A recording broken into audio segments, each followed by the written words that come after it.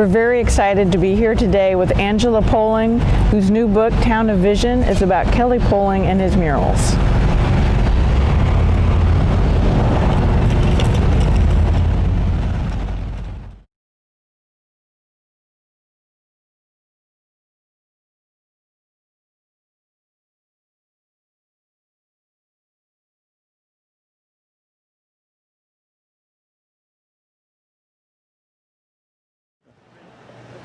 What is your normal day job? So I'm a licensed psychologist in the state of Missouri, and I currently am the mental health director for the west side of the state for a company called Horizon Health, and we provide services within the Department of Corrections. Okay, interesting. All of us mourn the loss of Kelly. How did you two meet? So interestingly enough, we met at a furniture warming party.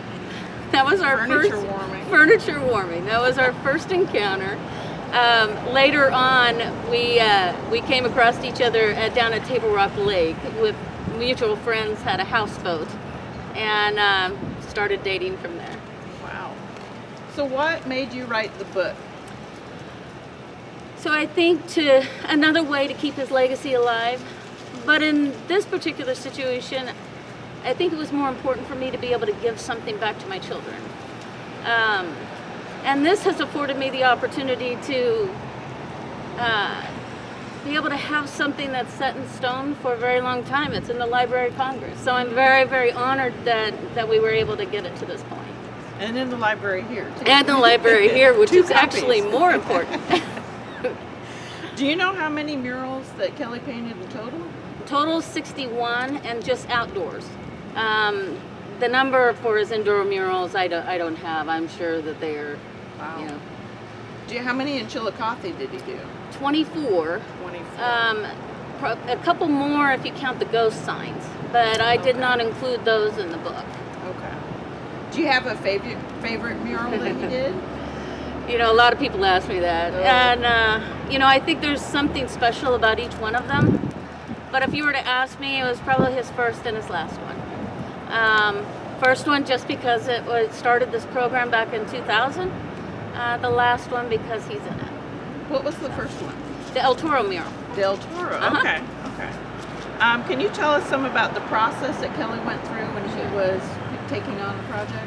So it's morphed over the years, and it became more efficient. Of course, whenever we first started out, we didn't have the lift or anything else, so he was doing it all by scaffolding.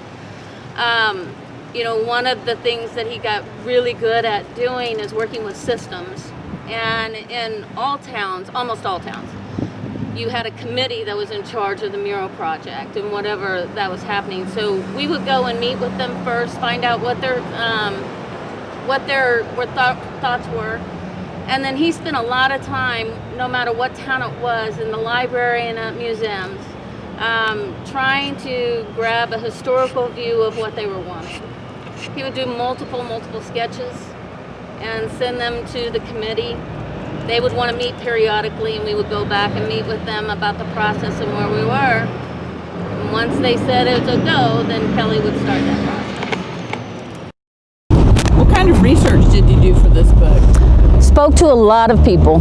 And you know, and during COVID, it was actually a blessing because, you know, we weren't communicating very well or very often at that particular juncture. So I got to talk to people on the phone and visit with them about, you know, what the motivation behind a particular mural was. A lot of the murals have some very historical value with Chillicothe, and so I was just able to speak with those people that knew something about it, and you were one of those. Right. Benchmark area. Absolutely. And you taught me something on that one too. What was the hardest part about writing this book? Definitely in the beginning, the emotional piece of it. Was really struggling with direction and what I wanted it to look like in the end. And interestingly enough, vision kept on coming up over and over and over again. And it was really trying to find my own vision through that process. How did Kelly take his vision, his drawing, and put it onto these huge walls?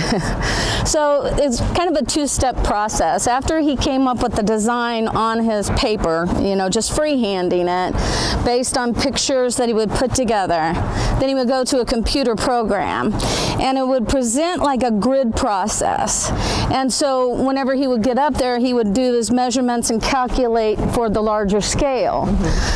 And then he would take whatever's in that little small piece on the computer and make a line. And you and I, to our naked eye, we couldn't tell what that was. A single line or 2 or 3 lines. But it was enough for him to go, this is what needs to go there. And then he would just freehand from then on out. Wow. Yeah. The artist. The artist part, yes. I was wondering how you wrote this book so fast. Kind of jealous. It didn't seem fast, and I had such a difficult time in the beginning trying to figure out that vision. But once I figured it out, it was easy to talk about Kelly. It was easy to remember all of the impact that the mural itself, the subject matter, the people involved with it had on him. He was such a relational guy that we would spend hours upon hours just talking about that process. So it became very easy reporting that. It was getting to that point. At first, I started out with more historical issues with the murals, and I felt like I knew enough to be dangerous. So I got a really big block on that and didn't feel comfortable reporting something that I wasn't 100% sure, of course. So I started changing the vision of where the book was going to go, and it was more about him and his relationships with Chillicothe as a whole and the different murals, and it just flowed from there. Awesome. What did you edit out of it? Interesting enough, in the beginning, I edited it all. I had written the Dear Reader, but it was more about the author. I just threw all that out. It just wasn't feeling good. And that's where friends come into play. So, I reached out to 3 or 4 individuals and had them read what I had. And I got some really honest feedback, which I needed. It was a little hard to swallow at times, but I'm not going to lie about that. But they served a purpose for me in that just that honesty associated with the direction it was going.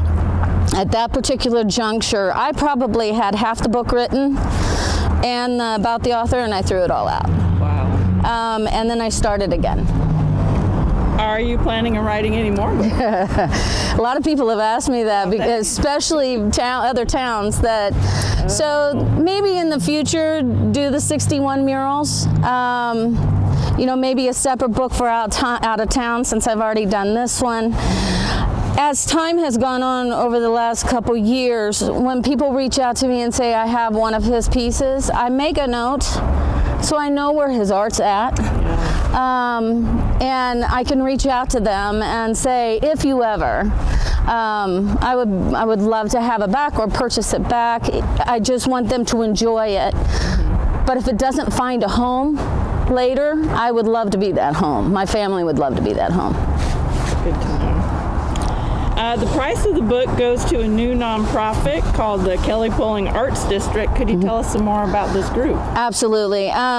So another piece of keeping his legacy alive. The Arts District is, whenever he was given that honor, words just left me, and it was just so hard to understand the impact that he had on the community.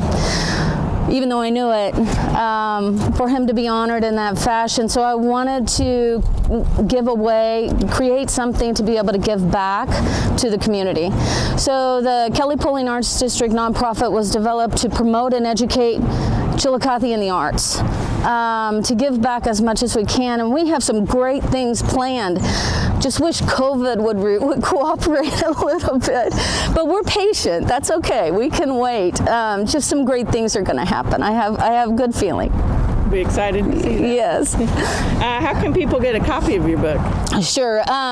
They can write to Kelly Polling Arts District, P.O. Box 824 here in Chillicothe, and I'll get a copy to them. Main Street has access to that. Chamber has access, and eventually, as Christmas comes closer, it will be sold at different stores here in town as well. So Yes. Awesome. Are you going to do any book signings? I guess maybe COVID's put in that too. I did the one in October for the wine walk that they did, and it was great seeing everybody again, and it was a very safe type of social distance process, and so that was a good showing. I would love to do more as time gets closer to Christmas, but I would never put anybody at risk, and so that safety of community comes first. Yeah. So. At some point, perhaps. At some point, perhaps, yes.